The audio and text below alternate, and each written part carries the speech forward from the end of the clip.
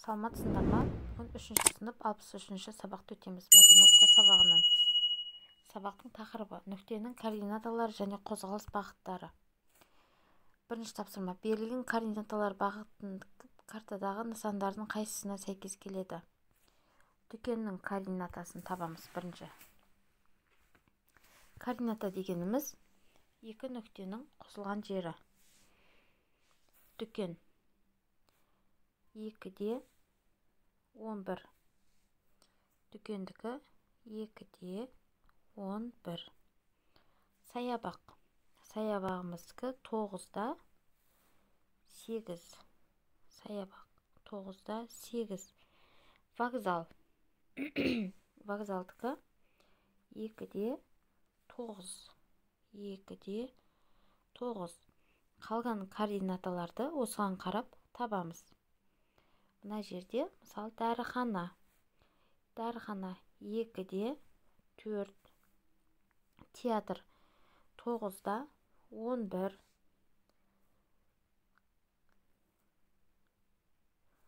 Саябақ 8-де 9-да 8.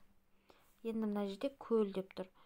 Көліміз, міне, көл 4-де 5 болады екен. Қалған тапсырмаларды осыған қарап орындаймыз. Әріптердің координаталарының аты. А координатасы 2-де 1. 2-де 1. Б координатасы 1-де 3. 1-де 3. С координатасы 4-де 3. 4-де 3.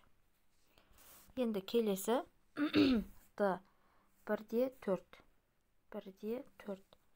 Е координатасы 5-де 5.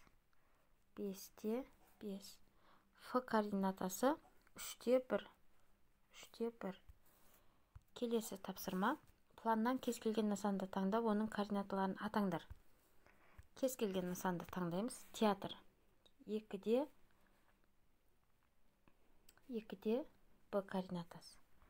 2-де Б координатасы. Келесі аурухана 8-де Г координатасы. 8-де Г.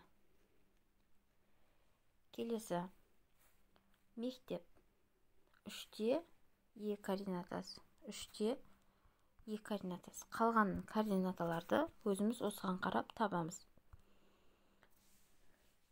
Торкөз қағаздан координаталық тур дайында. Енді бізде А, Б, С-ді төбелерінің координатасын табу керек.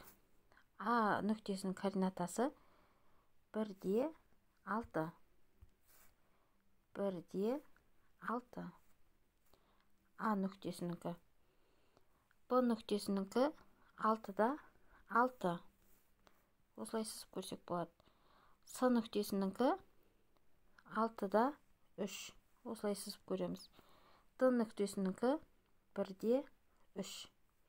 Осылай сызып көреміз. Осылай тапсырмаларды орындаймыз. Келесі кесте бойынша өрнектер құрастырып, олардың мәнін тап. 60 қосу 40, қосу 50. Қосылғыш дегенде осы сандардың барлығын бір-біріне қосамыз. Тең болады 150. 300 қосу 300, қосу 360, азайту 90. Тең болады 330. Үшіншінің тең болады 516. Екінші кестеде азайту амалдары берілген. Бәрін азайтамыз. 800-ден азайтамыз 400 бен 220-ның қосындысын. Тең болады 180. 900 қосу 500 бен 400-дің айырмасы. Тең болады 800. 350 қосу 70, азайту 200. Тең болады 220. Дәптерге мұқият жазамыз. Көп бұрыштың қабырғаларының ұзындығын өлше. Олардың периметрін тап. Периметрін табу үшін біз ұзындықтардың бәрінің қабырғаларын өлшеміз. Ол үшін 5, 4, 2, 2, 9 қоссақ бәрін.